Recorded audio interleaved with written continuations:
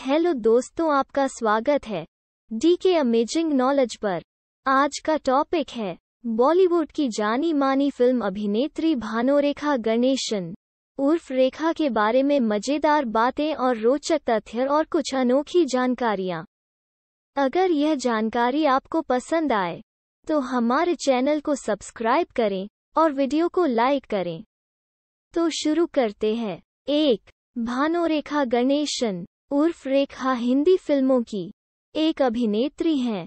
प्रतिभाशाली रेखा को हिंदी फिल्मों की सबसे अच्छी अभिनेत्रियों में से एक माना जाता है।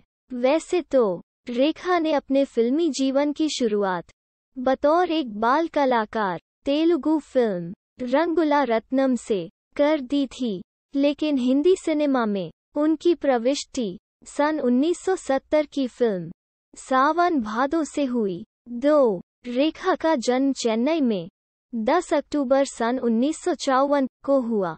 इनके पिता तमिल अभिनेता जैमिनी गणेशन और माता तेलुगु अभिनेत्री पुष्पवल्ली थीं।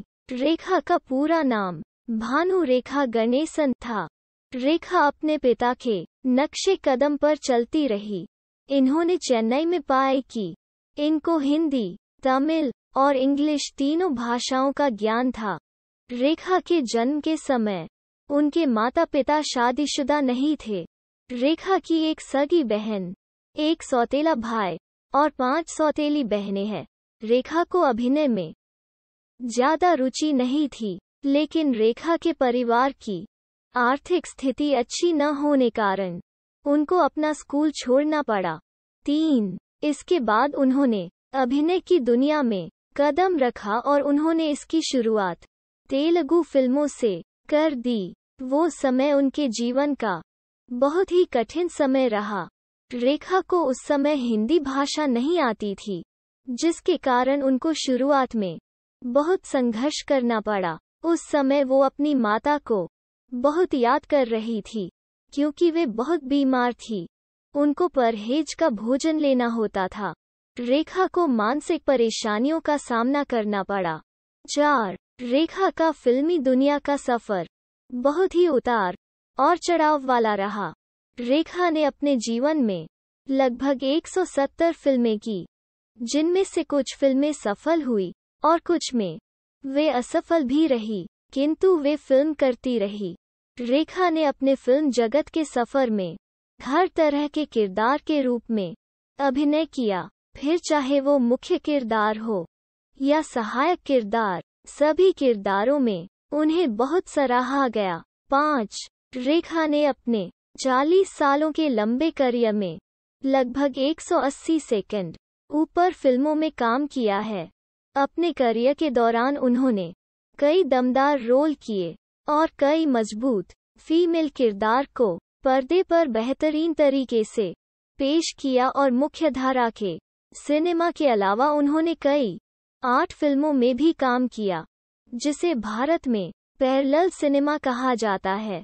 उन्हें 3 बार फिल्मफेयर पुरस्कार मिल चुका है, 2 बार सर्वश्रेष्ठ अभिनेत्री का और 1 बार सर्वश्रेष्ठ सह अभिनेत्री का, जिसमें क्रमशः खूबसूरत, खून भरी मांग और खिलाड़ियों का खिलाड़ी जैसी फिल्में शामिल हैं। 6.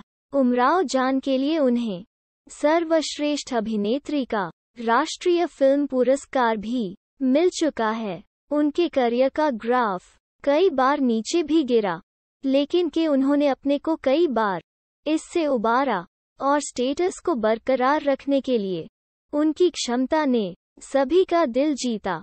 2010 में उन्हें भारत सरकार की ओर से पद्मश्री सम्मान से भी नवाजा गया।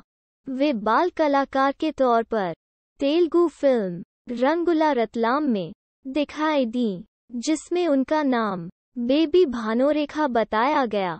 7. 1969 में हीरोइन के रूप में उन्होंने अपना डेब्यू सफल Kannada film operation jackpot Nalli CID 999 सेकंड किया था, जिसमें उनके हीरो राजकुमार थे। उसी साल उनकी पहली हिंदी फिल्म अनजाना सफर रिलीज हुई थी। फिल्म के एक किसिंग सीन के विवाद के चलते यह फिल्म नहीं रिलीज हो पाई।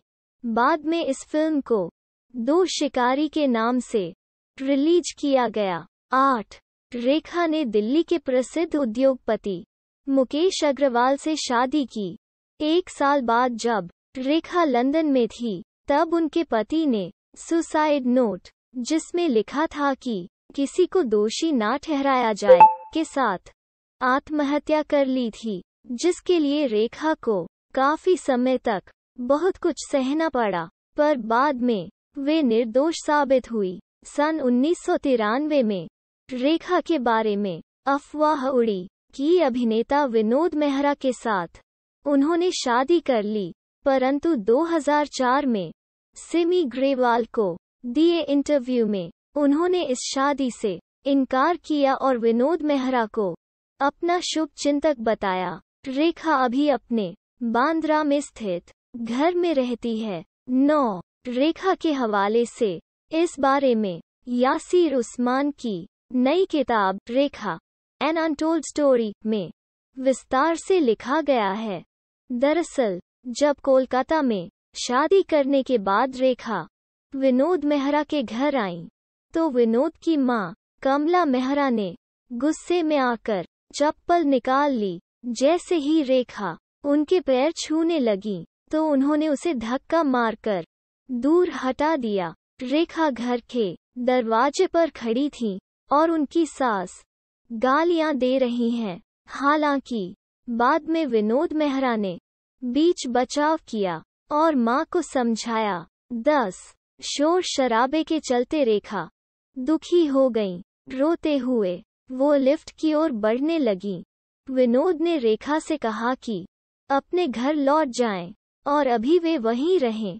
बॉलीवुड में ऐसी बहुत सारी अधूरी प्रेम कहानियां हैं जिन्हें उनका मुकाम नहीं मिला, लेकिन रेखा की बात और है। अमिताभ और रेखा के बीच में आखिर कुछ था भी, या यह सब ऐसे ही अफवाह थी?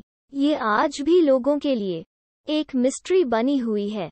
भले ही दो दिलों में पनपते प्यार को लोगों ने कुछ और ही नाम दिया हो, लेकिन दोनों ने प्यार की एक अलग मिसाल कायम की है। सिलसिला और सुहाग जैसी कुछ फिल्मों में यह दिखाई भी दिया। 11. यूं तो रेखा ने बहुत सी शानदार फिल्मों में काम किया, लेकिन जिन फिल्मों में रेखा का जादू सर चढ़कर बोला, वो थी उमराव जान, खूबसूरत, सिलसिला, मुकद्दर का सिकंदर, खूब भरी मांग, खिलाड़ियों का खिलाड़ी। उमराव जान में रेखा का अभिनय अपने शिखर पर था। इस फिल्म में उनके नृत्य कला की सबने तारीफ की। खूबसूरत के लिए रेखा को पहली बार फिल्मफेयर की तरफ से सर्वश्रेष्ठ अभिनेत्री का खिताब मिला। 12. सिलसिला में रेखा ने अपनी जिंदगी को पर्दे पर उतारने का सबसे मुश्किल काम कर दिखाया। एक पूर्व प्रेमिका के दर्द को आंखों में उन्होंने इस कदर उतारा कि लोगों को सिलसिला एक फिल्म नहीं, एक सच्ची कहानी लगने लगी। सिर्फ लीड हीरोइन ही नहीं, रेखा ने कई नेगेटिव रोल भी निभाए, जिनमें खिलाड़ियों का खिलाड़ी अहम थी। 13. अमिताभ की जया से शादी हो जाने के बाद भी उन्हें प्यार करती थीं। रेखा के दिल में शायद अमिताभ बच्चन से दूर होने की पीड़ा हद से पार हो चुकी थी, इसलिए उन्होंने साल 1990 में उद्योगपति मुकेश अग्रवाल से शादी कर ली। मुकेश अग्रवाल उस समय के मशहूर हॉटलाइन ग्रुप और निकिताशा ब्रांड के मालिक थे। 14. फिल्म मैगजीन में रेखा और मुकेश की साथ में तस्वीरें देखकर सबको यही लगा कि आखिरकार रेखा की जिंदगी में जिस प्यार की कमी थी वो उन्हें मिल गया, लेकिन यह रिश्ता भी रेखा की जिंदगी में एक अलग तूफान लेकर आया। शादी के अगले साल ही 1991 में रेखा के पति मुकेश अग्रवाल ने फांसी लगाकर आत्महत्या कर ली। उस समय खबरें छपी थीं कि जिस दुपट्टे से मुकेश ने फांसी लगाकर आत्महत्या की, वो दुपट्टा रेखा का था। यहाँ तक कि रेखा और मुकेश के रिश्तों के बीच में दरार क्यों आई, ऐसे निजी सवाल भी रेखा से सरेआम किए गए। 15 किताब में उस्मान ने बताया है कि जब रेखा ऋषि कपूर और नीतू सिंह की शादी में मांग में सिंदूर लगाकर पहुंची तो वहां हंगामा हो गया। वहां मौजूद मेहमानों और मीडिया ने रेखा की मांग में सिंदूर देखकर ये अंदाजा लगाया कि उन्होंने गुपचुप शादी कर ली है। इतना ही नहीं, जब उसी पार्टी में रेखा अमिताभ के पास जाकर उनसे बातचीत करने लगी तो चारों तरफ कानाफूसी होने लगी और वहां मौजूद जया बच्चन के चेहरे पर हवाइयां उड़ती देखी गईं। किताब में रेखा ने ये भी बताया है कि जब एक सार्वजनिक कार्यक्रम में उन्होंने एक शेर पढ़ा तो उसे लोगों ने अमिताभ के लिए समझ लिया, जबकि उन्होंने वो शेर जया बच्चन के लिए पढ़ा था। 16 रेखा उन फिल्म अभिनेत्रियों में से एक थी जो राजनीति में आई किंतु फिर भी उन्हें पद्मश्री मिला।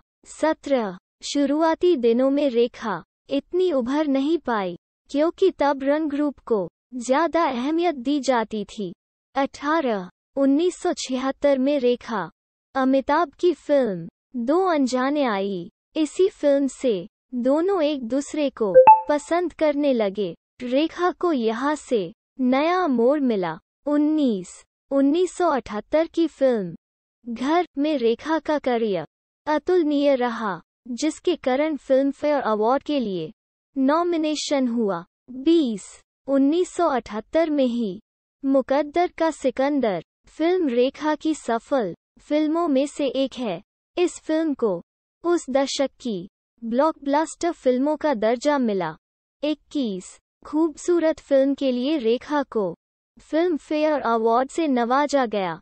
22 1981 में सिलसिला रेखा और अमिताभ की जोड़ी की आखिरी फिल्म थी। इसके पहले इनकी जोड़ी ने काफी हिट फिल्में दी। यह फिल्म रेखा, अमिताभ बच्चन, जया बच्चन की त्रिकोण प्यार के ऊपर आधारित थी।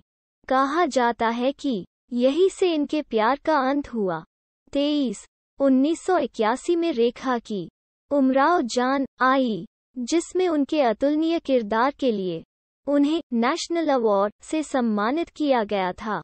24 1996 में खिलाड़ियों का खिलाड़ी के लिए रेखा को तीसरा फिल्म फेयर अवार्ड मिला। 25 रेखा को 1998 में अपना दूसरा फिल्म फेयर अवार्ड खून भरी मांग के लिए मिला। ऐसी और जानकारी के लिए हमारे चैनल पर बने रहे और वीडियो को पूरा देखने के लिए धन्यवाद।